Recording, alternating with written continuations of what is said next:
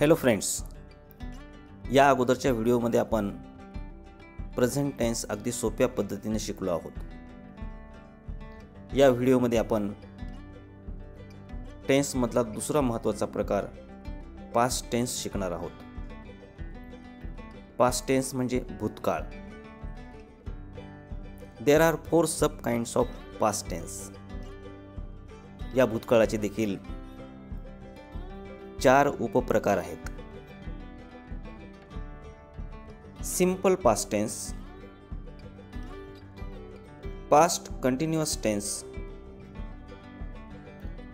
Past perfect tense, past perfect continuous tense. Simple past tense म्हणजे साधा भूतकाळ। Past continuous tense म्हणजे चालू किंवा अपूर्ण भूतकाळ। पास्ट परफेक्ट टेन्स म्हणजे पूर्ण भूतकाळ आणि पास्ट परफेक्ट कंटिन्यूअस टेन्स म्हणजे चालू पूर्ण भूतकाळ। सिंपल पास्ट टेन्स म्हणजे साधा भूतकाळ आणि या साध्या भूतकाळासाठी नियम आहे सब्जेक्ट प्लस V2। सब्जेक्ट म्हणजे कर्ता आणि या कर्त्यानंतर क्रियापदाचं दुसरं रूप आपल्याला घ्यायचे। For example, I wrote a letter. मी पत्र लिहिले। या वाक्यामध्ये आय हा कर्ता सब्जेक्ट आहे आणि रोट हे क्रियापदाचं दुसरं रूप आहे। नेक्स्ट एक्झाम्पल, सी सॅंग वेल। ती चांगली गायली। बघा, या वाक्यामध्ये सी हा सब्जेक्ट आहे, कर्ता आहे आणि सॅंग हे क्रियापदाचं दुसरं रूप आहे।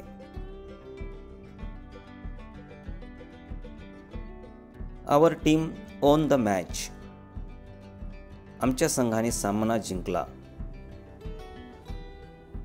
बघा, सिंपल पास्ट टेन्स मधल्या या वाक्यामध्ये आवर टीम हा कर्ता आहे आणि ओन हे क्रियापदाचं दुसरं रूप आहे। Next example, we played cricket. आम्ही क्रिकेट खेळलो।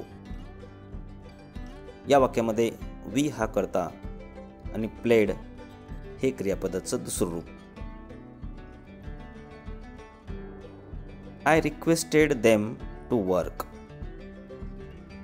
मी त्यांना काम करण्याची विनंती केली। या वाक्यामध्ये आय हा कर्ता आणि रिक्वेस्टेड हे क्रियापदाचं दुसरं रूप आहे।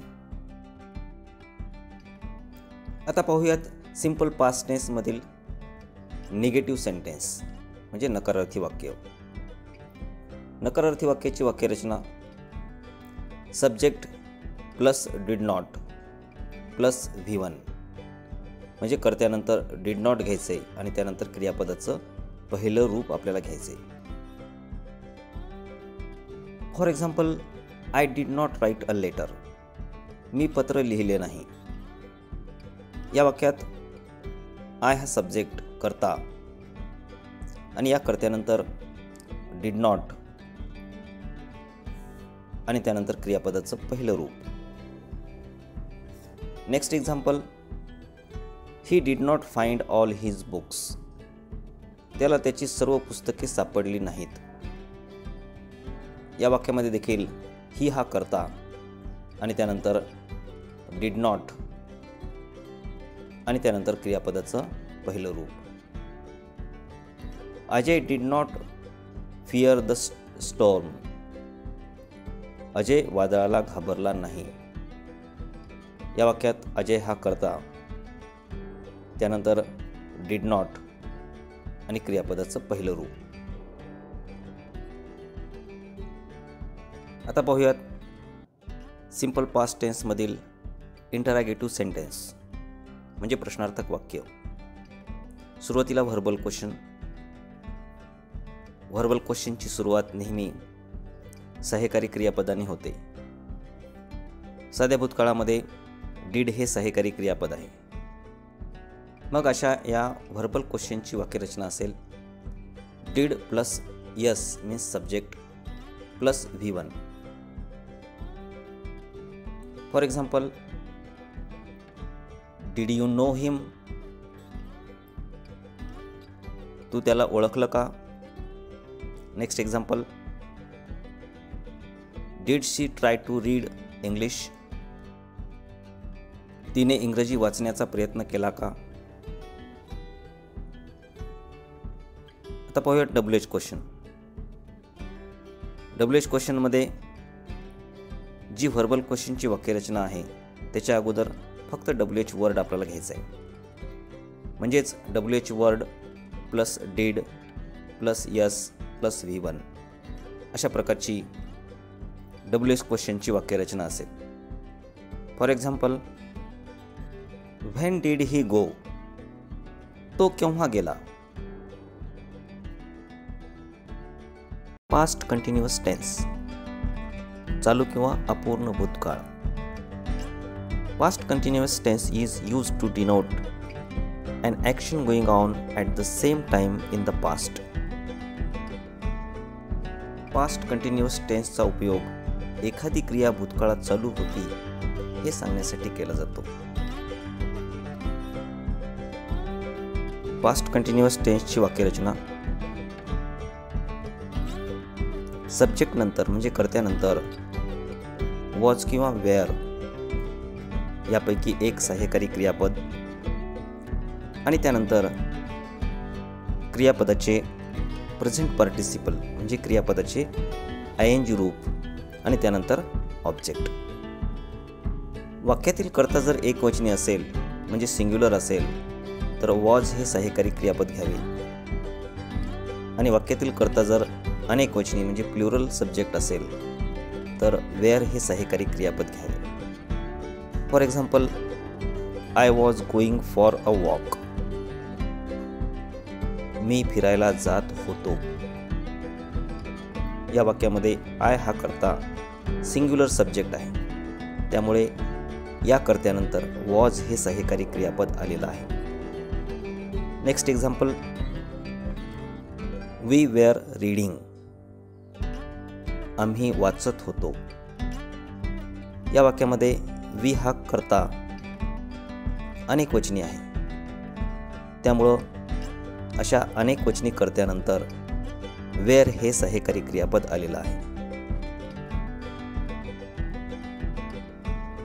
पास्ट कंटिन्युअस टेन्स मधील आणखी काही उदाहरणं बघूयात. I was working in my house.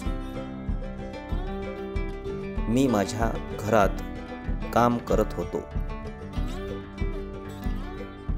Students were going to school. विद्यार्थी शाळेत जात होते. Ajay was writing a letter. Ajay पत्र लिहित होता. आता पाहूयात निगेटिव्ह सेंटेन्स. पास्ट कंटिन्युअस टेन्समध्ये वाक्याला निगेटिव्ह करण्यासाठी सहाय्यकारी क्रियापद आणि मुख्य क्रियापद यांच्यामध्ये नॉट घ्यावे. For example, he was not thinking about you. तो तुमच्याविषयी विचार करत नव्हता. She was not singing a song. ती गाणे गात नव्हती. We were not playing cricket. आम्ही क्रिकेट खेळत नव्हतो. पास्ट कंटिन्युअस टेन्समधील इंटरॅगेटिव्ह सेंटेन्स म्हणजे प्रश्नार्थक वाक्य. सुरुवातीला पाहूयात व्हर्बल क्वेश्चन. व्हर्बल क्वेश्चनची वाक्यरचना सुरुवातीला वॉज किंवा वेअर हे सहाय्यकारी क्रियापद, त्यानंतर सब्जेक्ट म्हणजे कर्ता आणि त्यानंतर क्रियापदाचे ING रूप. For example, was he coming here? तो इकडे येत होता का? Was Ajay going to school? Ajay शाळेला जात होता का? WH question. WH क्वेश्चन साठी सुरुवातीला WH वर्ड, त्यानंतर वॉच किंवा वेअर यापैकी एक सहाय्यकारी क्रियापद, त्यानंतर कर्ता आणि कर्त्यानंतर क्रियापदाचं ING रूप.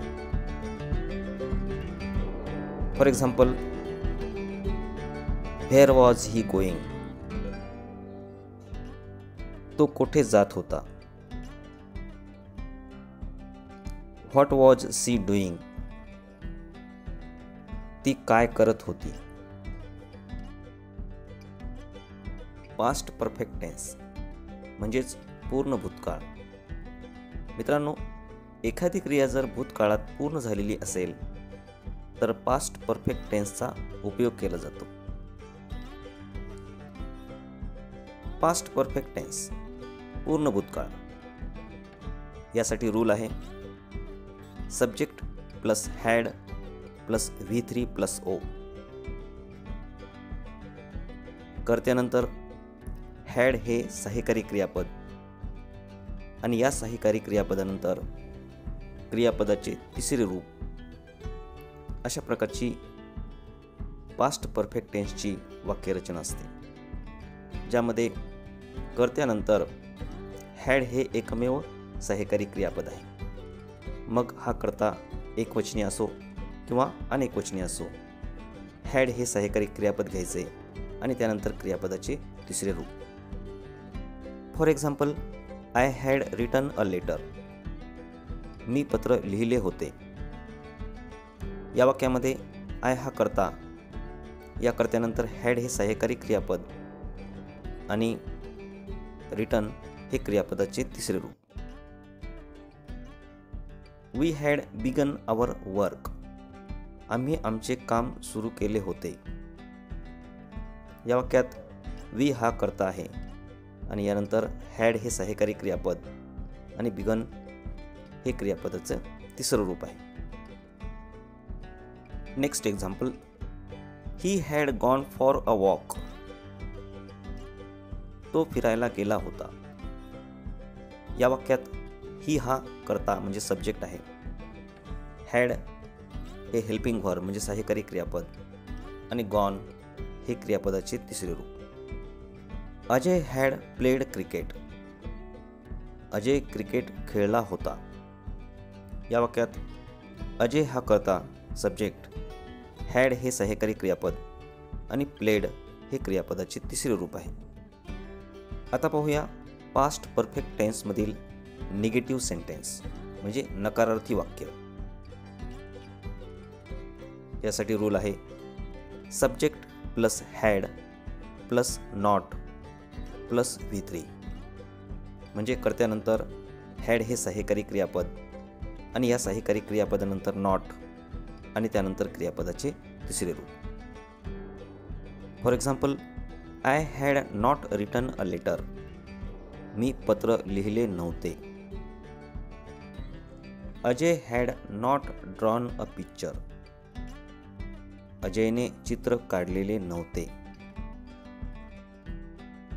आता पाहूयात पास्ट परफेक्ट टेन्समधील इंट्रॅगेटिव्ह सेंटेन्स म्हणजे प्रश्नार्थक वाक्य. सुरुवातीला पाहूयात व्हर्बल क्वेश्चन.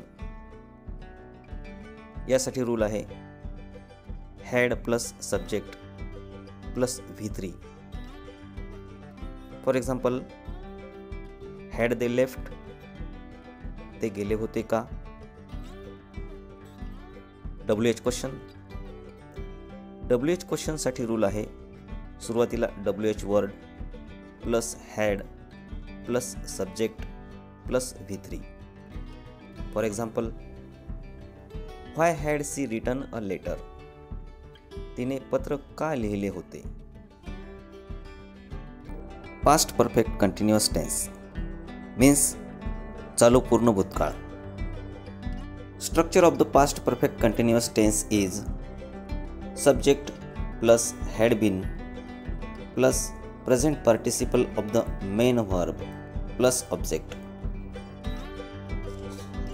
मित्रांनो, सब्जेक्ट म्हणजे कर्त्यानंतर हॅड बीन हे सहाय्यकारी क्रियापद घ्यावे. कर्ता सिंग्युलर नंबर म्हणजे एकवचनी असो किंवा मग प्लुरल नंबर म्हणजे अनेकवचनी असो, कर्त्यानंतर हॅड बीन हे सहाय्यकारी क्रियापद घ्यावे व त्यानंतर मूळ क्रियापदाचे प्रेझेंट पार्टिसिपल म्हणजे क्रियापदाचे ING रूप घ्यावे.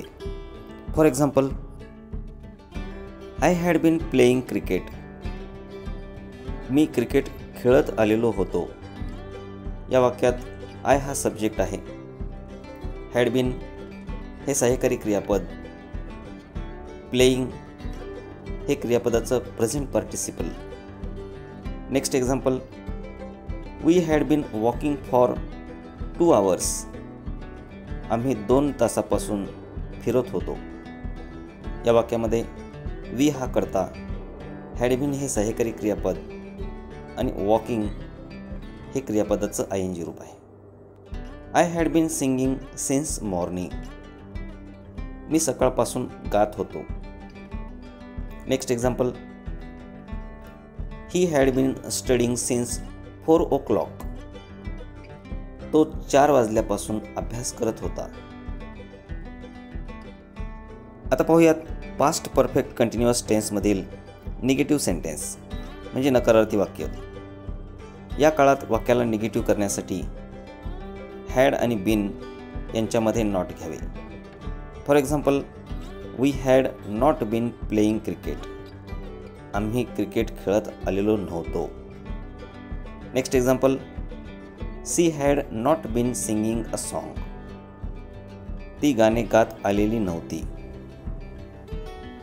नाऊ इंट्रॅगेटिव्ह सेंटेन्स म्हणजे या काळातील प्रश्नार्थक वाक्य. सुरुवातीला व्हर्बल क्वेश्चन. व्हर्बल क्वेश्चनसाठी वाक्यरचना असेल had plus subject plus been plus present participle of the verb. For example, had he been studying since morning. तो सकाळपासून अभ्यास करत होता का?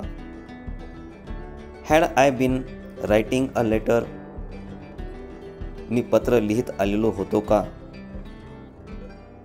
Next example, had he been drawing a picture.